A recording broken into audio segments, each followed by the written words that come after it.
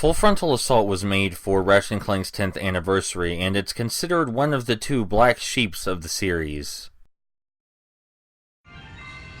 The game isn't nearly as hated as, say, All for One, but it did have significant backlash from fans of the series.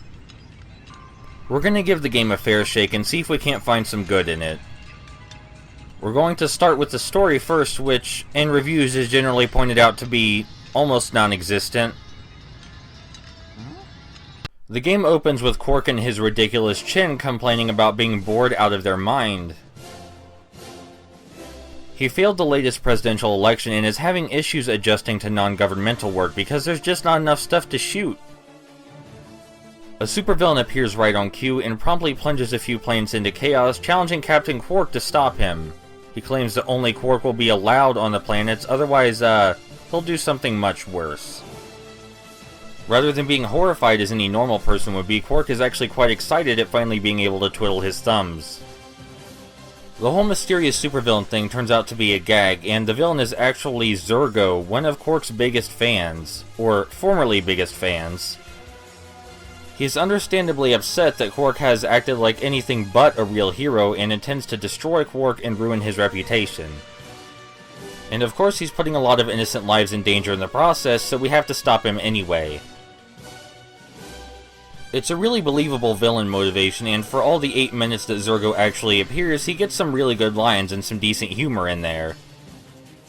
My personal favorite is during one of the battles where he states, "There are no real heroes, are there? Everyone's just working an angle." He also talks in internet slang, and during the final confrontation will name all of the weapons you use and give criticisms on them. What I'm saying is that he has a lot of character, and as short as the story scenes are, they're very enjoyable.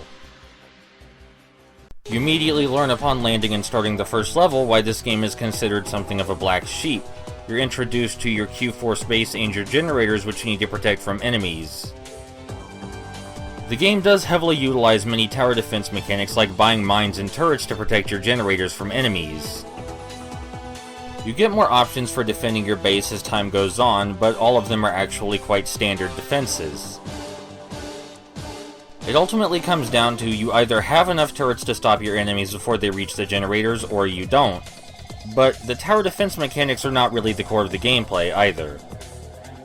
In spite of a lot of press to the contrary, the game is primarily a third-person shooter and platformer, where the tower defense mechanics are more an indicator of how well you've explored any given level. You need to explore and platform to find bolts to buy defenses in the first place, and you can find a whole ton of collectibles and new weapons while you're at it. I'm not exaggerating when I say if you're playing the game right, the vast majority of the gameplay time is spent exploring. There are a ton of nooks and crannies with new weapons and secrets, and the worlds might not be as large as in other Ratchet & Clank games, but you spend a good 30 to 40 minutes searching each one. Every bit of exploring you do, either directly or indirectly, gives you better means to defend your base. As I said, defending your base ultimately comes down to whether you have enough turrets, but how you explore the level directly determines how much money you have to get said turrets. The more you explore the level, the easier the level will be. So rather than keep the tower defense and traditional Ratchet & Clank mechanics separate, Insomniac combined them in a way that is supremely satisfying. You certainly don't spend the whole time just waiting for enemies to attack you either. As I said, while exploring you will come across many weapons, and that's where the traditional Ratchet & Clank third-person combat comes in. It even has the Groovatron. Each weapon has a unique purpose and can be upgraded 5 times, and although it's a common complaint for this series, I find that every weapon in this game is quite useful. For example, the Cryo Shot is good for sniping at enemies and kills them quickly in 2 or 3 hits, but the Sonic Eruptor kills enemies much faster at the cost of range. I found myself frantically switching between weapons because I wanted to use the one that was best for each situation, and the game was better for it, and I came out on top a lot more often. How you tackle the enemies with your own weapons is just as important, if not more so, than how you set up your base defenses. After you're done exploring and defending your base, you need to find key nodes, which are the method you use to stop Zurgo's evil plan. They're easy enough to find, you just follow the red pipes that lead throughout the stage, but I find the red pipes are so you know where to go last. because if you rush through the stage and only go toward the main objectives, you're going to be woefully underpowered when new creatures start attacking your base, and you'll probably lose.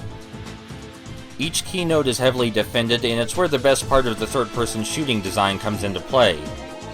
You need to make heavy use of all of your weapons to get through. If you're playing in co-op though, it's notably easier.